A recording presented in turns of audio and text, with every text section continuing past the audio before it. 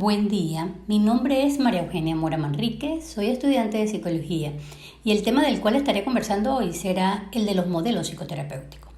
Vale recordar que el modelo psicoterapéutico que nosotros vayamos a usar como futuro psicólogo va a marcar la ruta que vamos a tomar nosotros como profesionales y que vamos a ofrecer a nuestros clientes, diría Carl Rogers. Entonces, ¿qué hacer? ¿Cómo hacer? ¿Qué técnicas utilizar? Bien, los modelos psicoterapéuticos se desprenden de tres grandes fuerzas, como son, y muchos las conocemos, ¿verdad? El psicoanálisis, el cognitivo-conductual y el humanismo. Lo primero que debemos aclarar, porque a veces se presentan dudas en lo que es un modelo y en lo que es un enfoque, y no significan lo mismo. Los modelos. Un modelo es una forma específica de explicar o entender los fenómenos. Un modelo proporciona un marco para generar acciones. Por lo tanto, los modelos podemos decir que son amplios, son grandes y entienden de determinada manera las cosas. Por ejemplo, no entiende la patología igual el modelo cognitivo-conductual que el modelo psicoanalítico. Y eso es lo que estudiamos psicología, lo sabemos. Veamos un ejemplo. Según Freud, y asociemos en estos momentos a Freud, por supuesto con el psicoanálisis, ¿de dónde vienen los problemas? Según Freud, los problemas vienen de todas nuestras experiencias de primera infancia, nuestras pulsiones no liberadas, las instancias del ello, el yo y el superyo. O sea, que un modelo es la explicación, formas, maneras de entender los fenómenos. Ahora bien, según Ellis, y cuando hablo de Ellis me estoy refiriendo al modelo cognitivo-conductual, ¿de dónde vienen los problemas? ¿Qué es lo que está generando la patología en una persona? Según Ellis, no es necesariamente el pasado temeroso, sino que es más bien, y este es un modelo que está más centrado en el aquí, ¿verdad? El cognitivo-conductual, es más bien la manera en que la persona está pensando las cosas. Según el cognitivo-conductual, así como nosotros pensamos, sentimos, y según como nosotros sentimos, actuamos. La base, el problema son los pensamientos. Ese es el cognitivo-conductual. Freud dice que la base del problema es el conflicto intrapsíquico y en cambio el humanismo habla de que la base del problema es la distracción de lo que el ser humano realmente es. Porque el ser humano es bueno en sí mismo, eso es lo que dice el humanismo, que el ser humano es luz, que el ser humano es todo su potencial y el problema aparece cuando el ser humano cree que no es capaz de ser lo que ya es.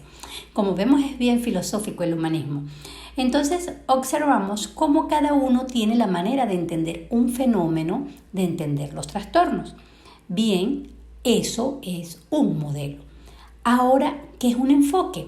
El enfoque es una lente que nos induce a ver las realidades de una forma específica y determinada. O sea que los modelos tienen enfoques. Entonces los modelos son amplios y los modelos contienen diferentes enfoques. Ahora bien, existen muchas formas de hacer psicoterapia porque hay muchos enfoques. Los enfoques son los que determinan el tipo de terapia que vamos a hacer. Pero esos enfoques, recordemos, pertenecen a un modelo que les va dando una forma específica de entender las cosas. O sea que, según el modelo, así va a ser la manera en la que se trabaja porque así se entiende. Comenzamos con estas tres grandes fuerzas, como lo dije al inicio, y la primera de estas tres grandes fuerzas que mencioné es el psicoanálisis. El psicoanálisis nos explica, y lo que vamos a trabajar va a ser nivel de instancia intrapsíquica, es decir, el famoso ello, yo y superyo. El ello es lo que quiero, el superyo lo que debo y el yo lo que puedo, que además están amarrados de la manera en la que está organizada la información que Freud nos lo explicaba, de la forma en que tenía una estructura de un inconsciente, un preconsciente y un consciente. Se trabaja utilizando elementos como la transferencia y la contratransferencia.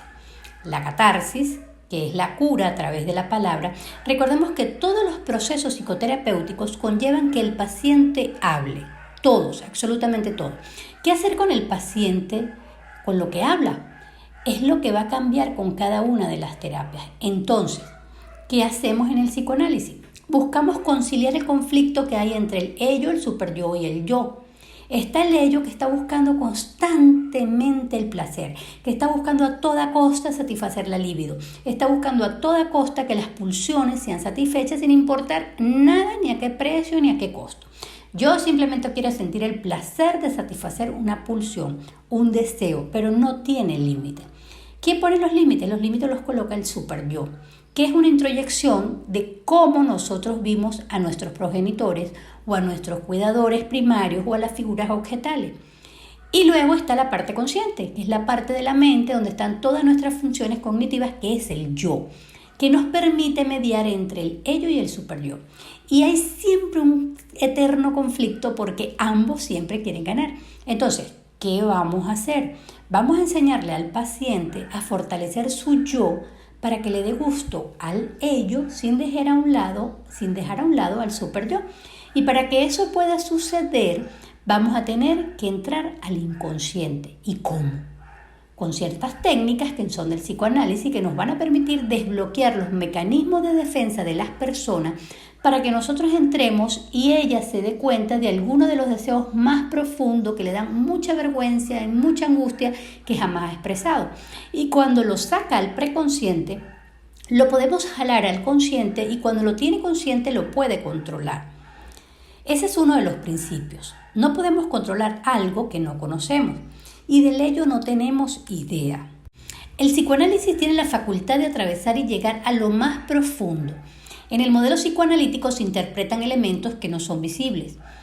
Una de las técnicas principales que se utilizan en la terapia psicoanalítica es la asociación libre, en la que se le pide al cliente o al paciente que hable con libertad con el terapeuta, diciendo lo primero que se le venga a la mente y sin intentar controlar o inhibir sus ideas o pensamientos. Eso deja al descubierto sus defensas y aparentemente permite que emerjan sus verdaderos sentimientos. A veces el terapeuta dice palabras como padre o el nombre del cónyuge del paciente y se insta al paciente a decir lo primero que se le ocurra, sin preocuparse de lo raro o tonto que pueda sonar. Para hacer esto es necesario que exista una relación de confianza con el terapeuta. Por ejemplo, un paciente puede afirmar mantener una relación maravillosa con sus padres, pero durante la asociación libre puede dejar escapar sentimientos ocultos sobre ciertos problemas o que se siente decepcionado por ellos, etc. El terapeuta ayuda al cliente a identificar esos nuevos sentimientos que acaban de surgir y los utiliza para instaurar nuevas conductas o formas más sanas de pensar. Ahora sigamos con el modelo cognitivo-conductual. Bien, este modelo viene a aparecer como la opción para todos los que no creían en el psicoanálisis. Aquí recordamos esos laboratorios maravillosos de psicología de Iván Pavlov y de Skinner, en donde se pudieron llegar a conclusiones claves sobre las conductas y cómo las conductas pueden ser reforzadas y mantenerse en el tiempo, o las conductas también se pueden extinguir.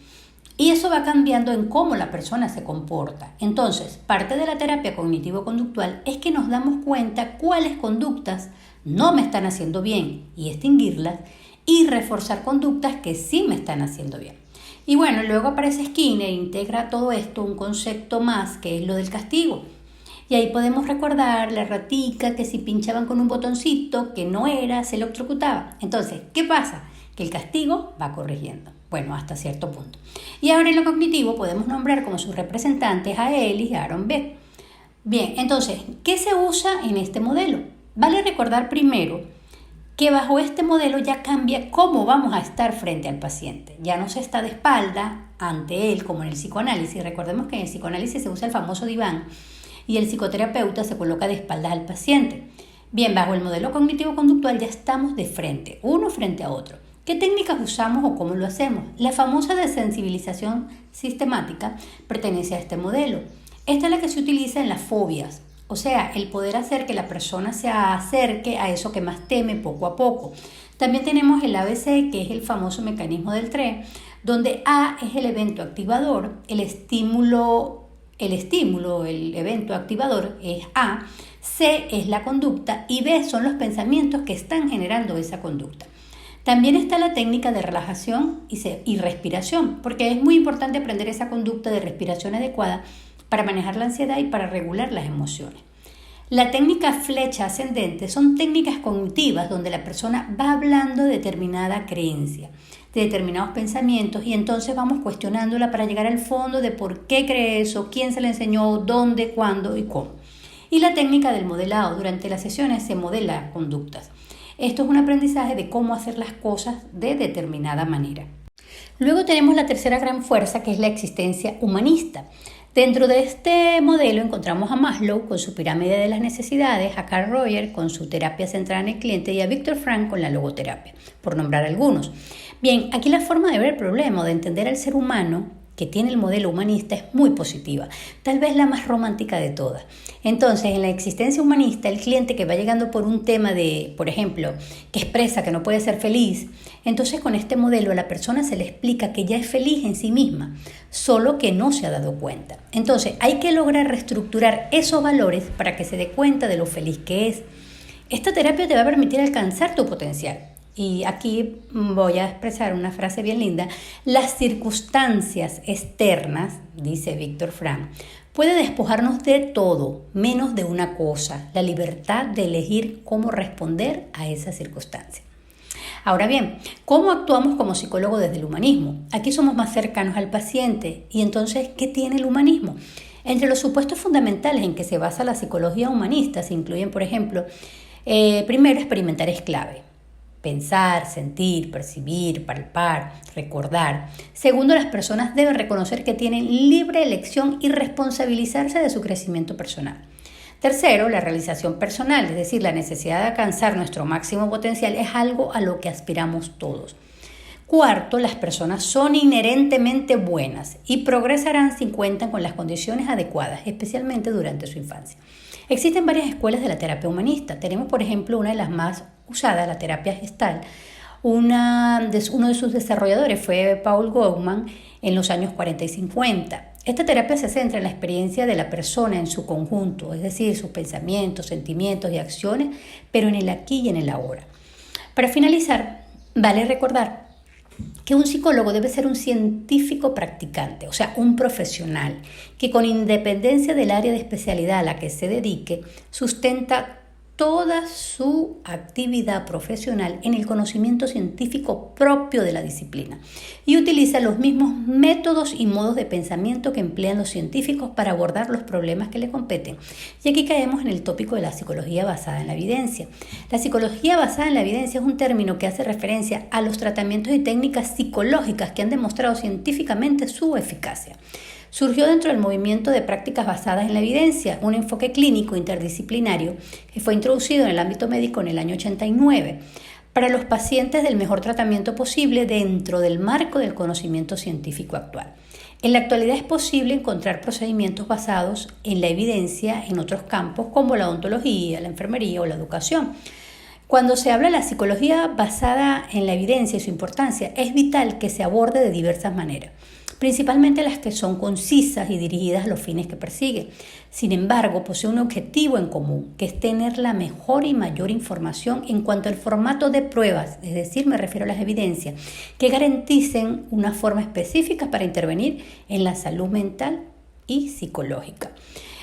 Voy a citar unas palabras de Labrador Encinas en una conferencia dictada por la doctora Zuleima Santalla, que decía: un tratamiento psicológico debe pasar unas pruebas y controles científicos para saber si es más eficaz que no hacer nada o que utilizar otro tratamiento que en principio es menos o nada eficaz. De igual modo que no deberíamos tomar un fármaco de eficacia no demostrada, tampoco deberíamos seguir un tratamiento psicológico que no se sabe si funciona, al menos cuando existen tratamientos alternativos de eficacia demostrada. Cierro la cita. Para concluir, vale decir que el profesional de la psicología debe estar actualizado y realizar investigaciones constantes para, de esta manera, seleccionar el tratamiento y técnica adecuada que demuestre tener los mejores efectos. Recordemos que con quien trabajamos son con personas. Feliz tarde.